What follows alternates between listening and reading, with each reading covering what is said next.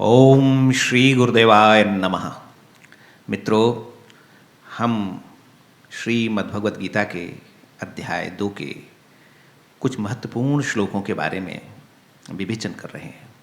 जैसा कि आप जानते ही हैं कि अर्जुन को ये उपदेश भगवान कृष्ण ने युद्ध के मध्य दिए थे। जिस समय अर्जुन ने देखा कि उसके भाई, उसके सखा और उनके साथ रहने वाले इष्ट मित्र, गुरु इत्यादि लोग युद्ध में उनके समक्ष हैं, तो उनके मन में बड़ी विषादपूर्ण स्थिति पैदा हो गई, बड़ी दुखपूर्ण स्थिति पैदा हो गई कि युद्ध में मैं किस प्रकार से इन लोगों को मारूंगा अथवा किस प्रकार इनसे युद्ध करूंगा, मृत्यु पश्चात इनकी अथवा मेरी क्या गति होगी। ये सारे प्रश्नों को सोचकर और भगवान से बारंबार विनती करने के बाद उन्होंने अपने शस्त्र रख दिए और बड़ी शोकपूर्ण अवस्था में वो आ गए। तब भगवान ने उनके प्रति जो शब्द कहे अथवा उपदेश करे, उनका हम विवेचन यहाँ कर रहे हैं। तो इस क्रम में हम अध्याय 2 के श्लोक संख्या 11 एवं 12 का आज विवेचन करेंगे।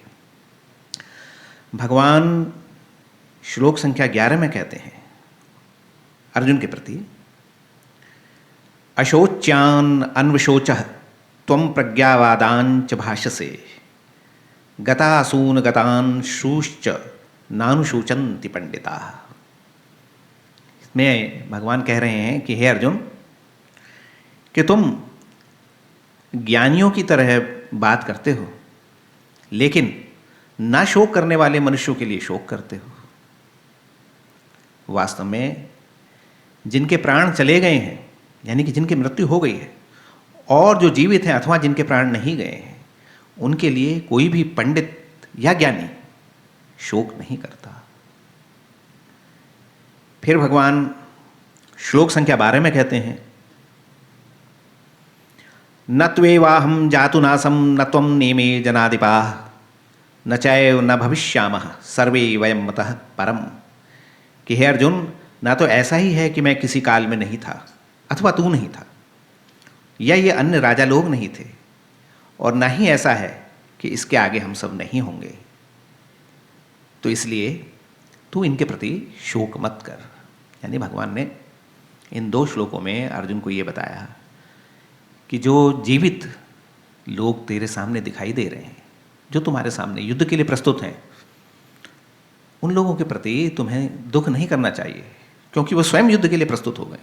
यानी कि स्थिति ऐसी है कि जिनके प्रति तू दया भाव अथवा दुखपूर्ण बातें कह रहा है, वो सभी लोग तेरे समक्ष अपने शस्त्रों के साथ संपूर्ण कला कौशल के साथ युद्ध करने के लिए प्रस्तुत हैं। तो तू उनके लिए दुख क्यों कर रहा है? और बातें तो ऐसी करता है जैसे कि ज्ञानी लोग करते हैं, ज्ञानियों की तरह से वचन कहते हो, उसके बाद भी इन मनुष्यों के लिए, चाहे मर जाएं युद्ध के पश्चात अथवा जीवित बचे रहें, उनके लिए तुम शोक करते हो। फिर भगवान इसमें एक्सप्लेन करते हैं, बताते हैं कि ऐसा कोई समय नहीं था या नहीं है या नहीं होगा भविष्य में कि जब ये किसी न किसी रूप में नहीं होंगे, या तुम किसी न किसी रूप में नहीं होगे, या हम सब किसी न किसी रूप में नहीं होंगे। अब ये भगवान के वचन कितने महत्वपूर्ण और कितने ज्ञान से परिपूर्ण है, आप इसको देखिए।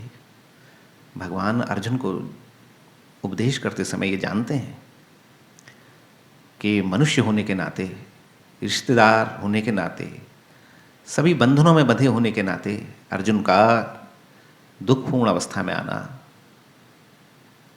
बिल्कुल आवश्यक है। ऐसा नहीं है कि वो दुख नहीं होगा, लेकिन संसार में कभी कोई ऐसी अवस्था नहीं है कि जिस समय ये जो लोग आज दिखाई दे रहे हैं, या जो मारे जाएंगे, या जिनका अंतकाल आ गया है, उनका हमेशा हमेशा के लिए लोप हो जाएगा। ऐसा नहीं है। तो भगवान यहाँ पर बड़ा विद्वतापूर्ण विवेचन कर रहे हैं। उस विवेचन में वही कह रहे हैं कि वस्तुतः आत्मा शाश्वत है। विभिन्न चरणों में, अपनी यात्रा में आत्मा अलग अलग शरीर धारण करती है। जो आज हमारे सामने जीवित है, हम वास्तव में उसका शरीर देखते हैं, और जो मृत हो गया वो भी पंच तत्वों से बना हुआ एक शरीर है। लेकिन वास्तव में उस शरीर के पीछे जो नित्य चैतन्य परम शक्तिपूर्ण परमात्मा है, वो नित्य और शाश्वत है। आत्मा रूप जो परम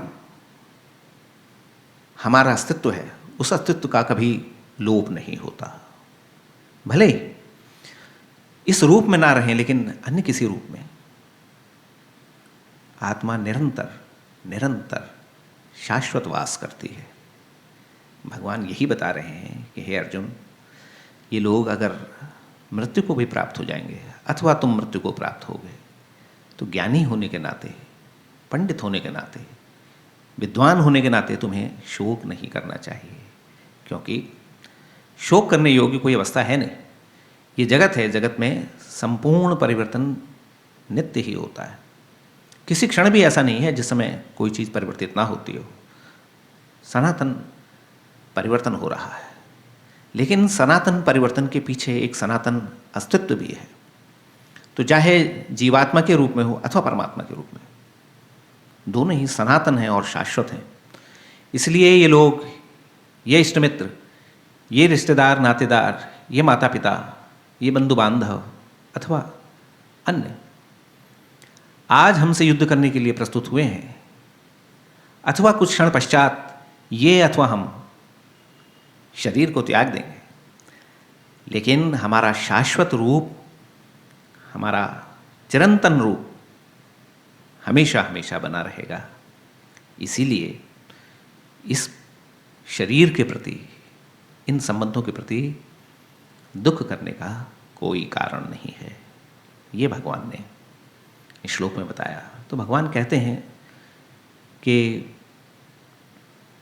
ज्ञानीवान, जो ज्ञानी लोग हैं, जो ज्ञान से या तत्व से जीवन को समझ जाते हैं, वो धैर्य धारण करते हैं। किसी के जाने से, किसी की मृत्यु से उसके प्रति क्षणिक शोक अवश्य होता है, किंतु ज्ञानी लोग फिर विवेक दृष्टि को अपनाकर अपने चित्त को संयमित करके उस दुख से या उस दुख पर विजय प्राप्त कर लेते हैं, शोक नहीं करते। ये परम ज्ञान भगवान ने यहाँ पर दिया। हम नित्य देखते हैं, हमारे नित्य संबंधी, माता पिता, भाई बहन, कभी हैं कभी नहीं होंगे, सब चीज़ बदल जाती है संसार में।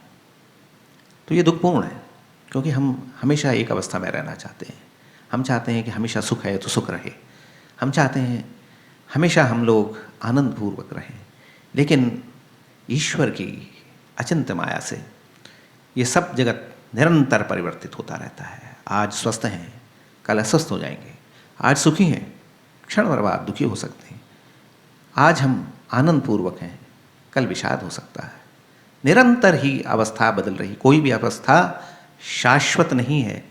लेकिन जो ज्ञान दृष्टि रखते हैं, वैराग्य दृष्टि रखते हैं और ईश्वर के प्रति अपना अनुराग रखते हैं, वो जानते हैं कि इस परिवर्तन के पीछे एक निरंतर, चिरंतन, शाश्वत एग्जिस्टेंस है, परमानेंट एग्जिस्टेंस है, एटर्नल एग्जिस्टेंस है, जो कभी नहीं बदलता, जो हमेशा दृष्टा भाव में रहता है, जो संसार में लिप्त नहीं होता।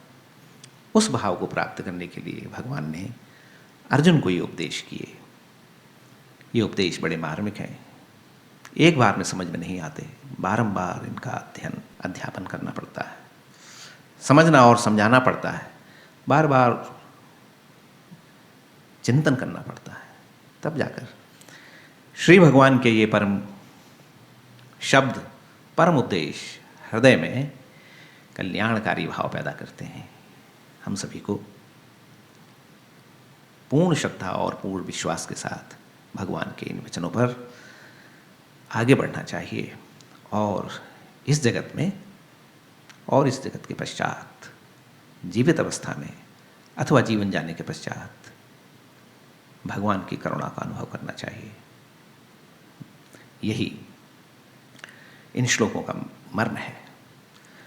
अन्य श्लोकों में हम और महत्वपूर्ण बातों के बारे में विवेचन करेंगे। तब तक के लिए आप सभी को नमस्कार। हरि ओम तत्सत। ओम नमः शिवाय।